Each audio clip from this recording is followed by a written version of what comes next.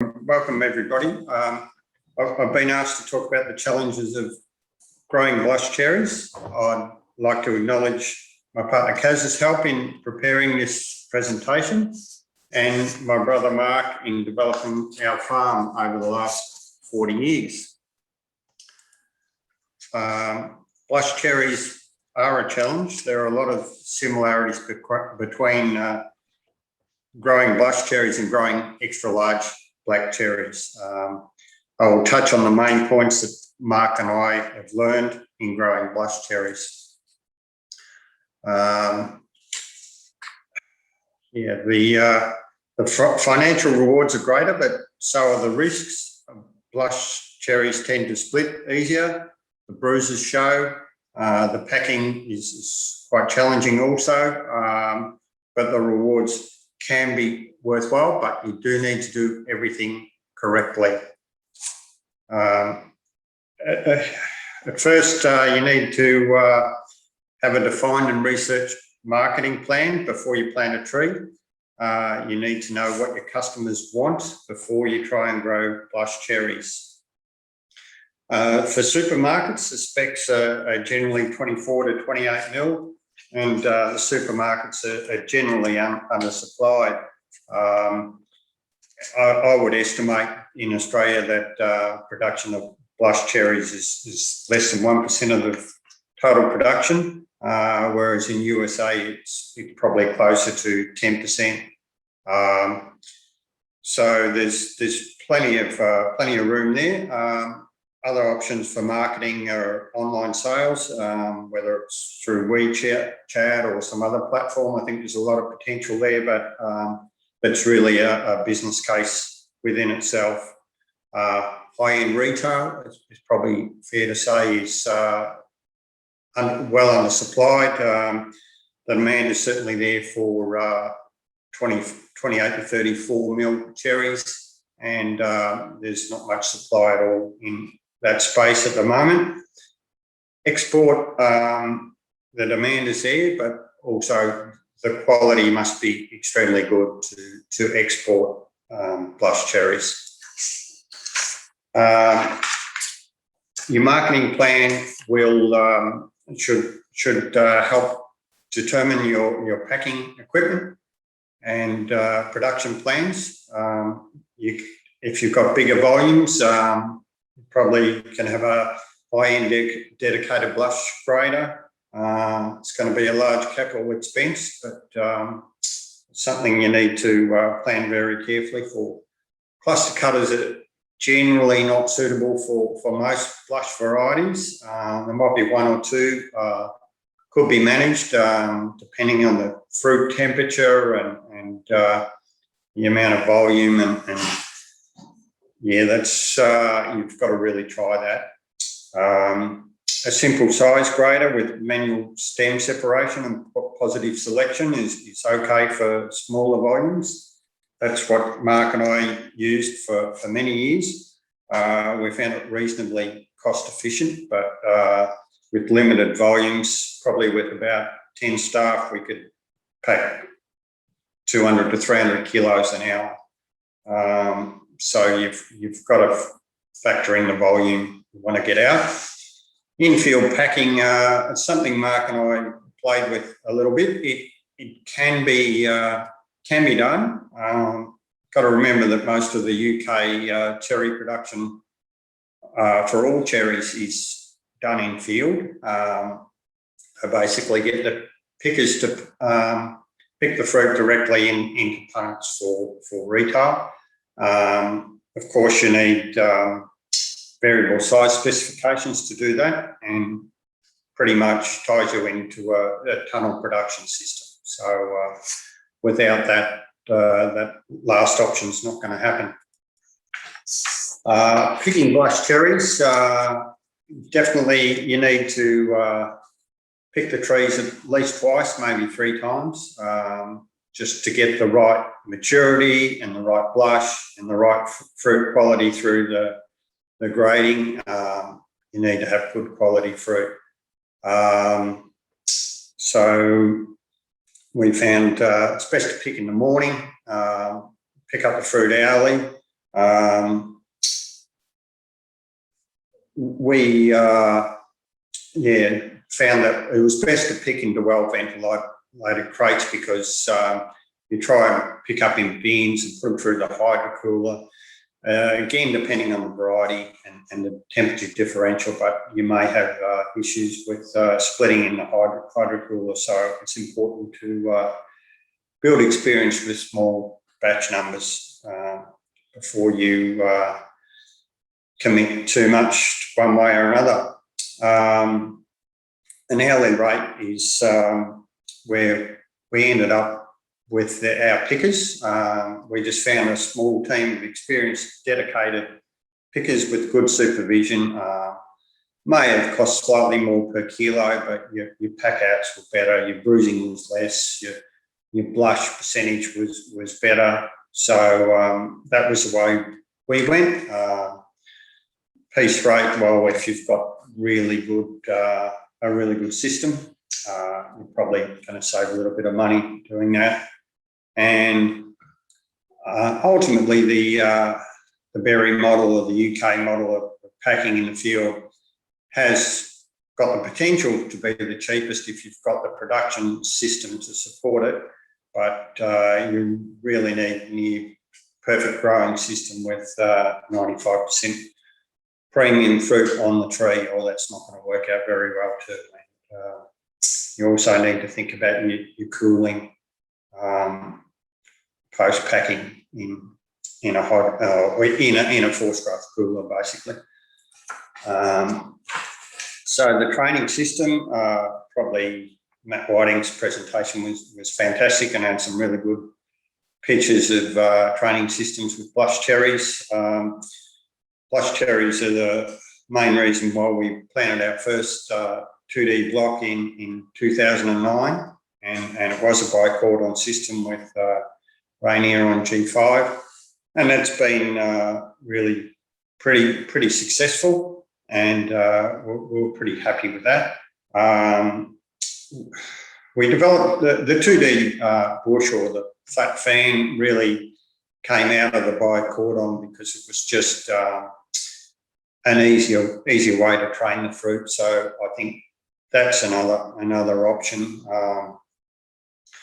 We haven't actually tried any UFO on blush, but my personal experience is UFO is a little more difficult than either of those to get uniformity of branches. But obviously, there's growers out there who've done a great job, and it can be done. Just a smaller bush is the system we ended up in our hay grove tunnels.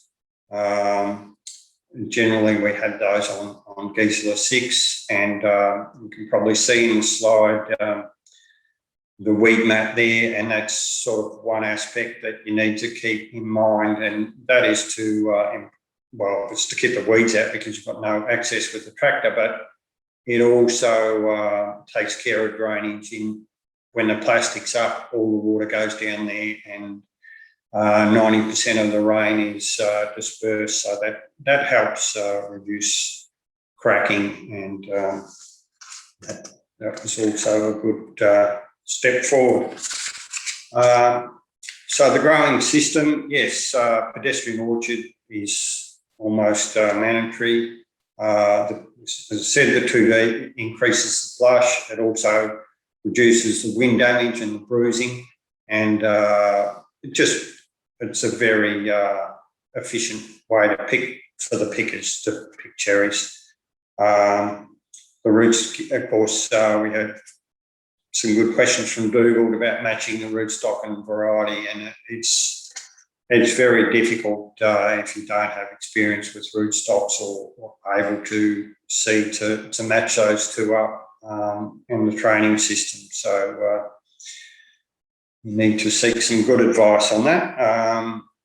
It's probably a good target to aim to 15 to 25 tonnes of packed fruit. If you can get that, the numbers stack up pretty well.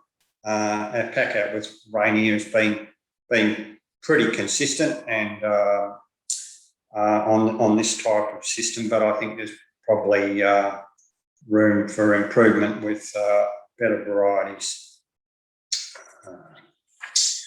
The ideal site, well, probably if we could feed the information for some blush varieties into Jess's algorithm, we might be able to find the ideal site, but I think it's eluded most cherry growers, and certainly for blush cherries, the specifications are probably even more stringent. You certainly don't want any extreme heat. No rain would be ideal. Low humidity would be a preference, and low wind is also a preference. So, and the perfect site's not perfect every year. So, somebody finds the ideal site, let me know. Covers, probably at a minimum, you need some shade and bird net, because you're going to go to all this trouble growing this high value crop. Birds love blush cherries just like any others. So that's a minimum. The vern cover system is one we use quite a bit. These trees shown in the picture are Rainier on G5. We saw them in the infancy in a previous slide, and this covering system works pretty well. We can pick blush in the rain under this system, and it does prevent cracking.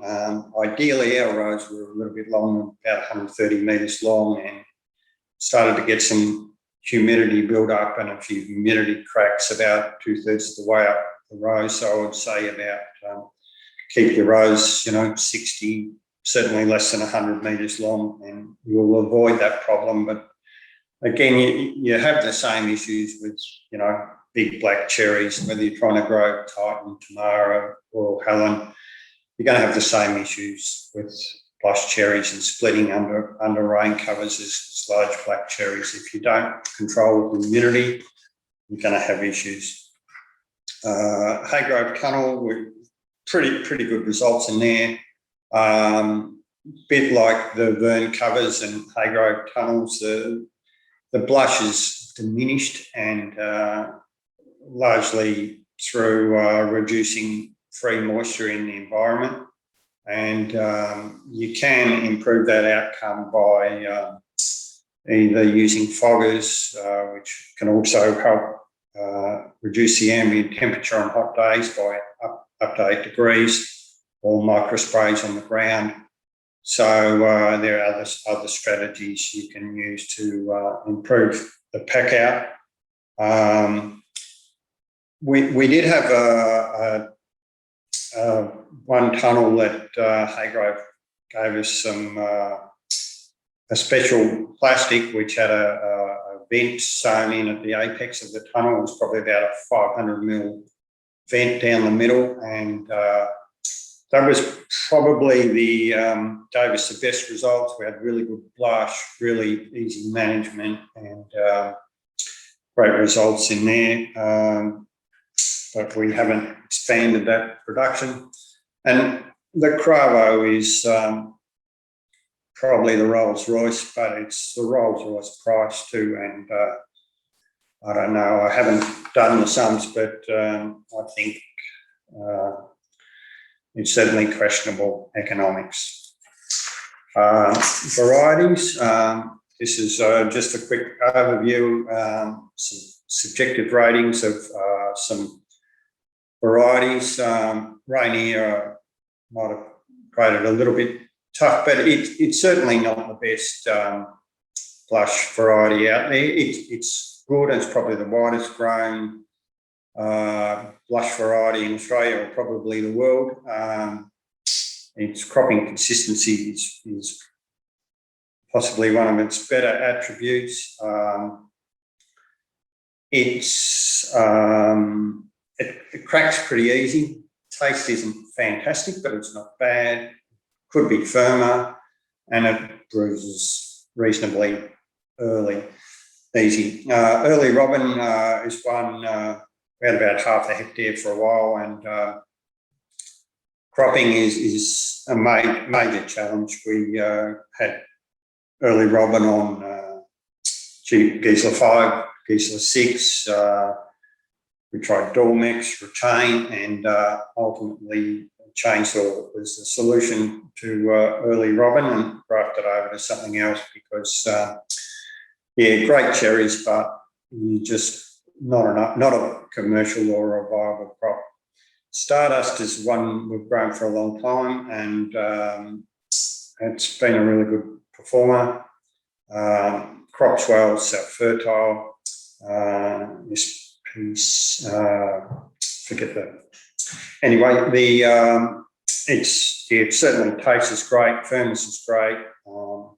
Bruising's it's much more resistant to bruising, both in picking and packing, than Rainier. So I would suggest that that's probably the best current commercial proven variety.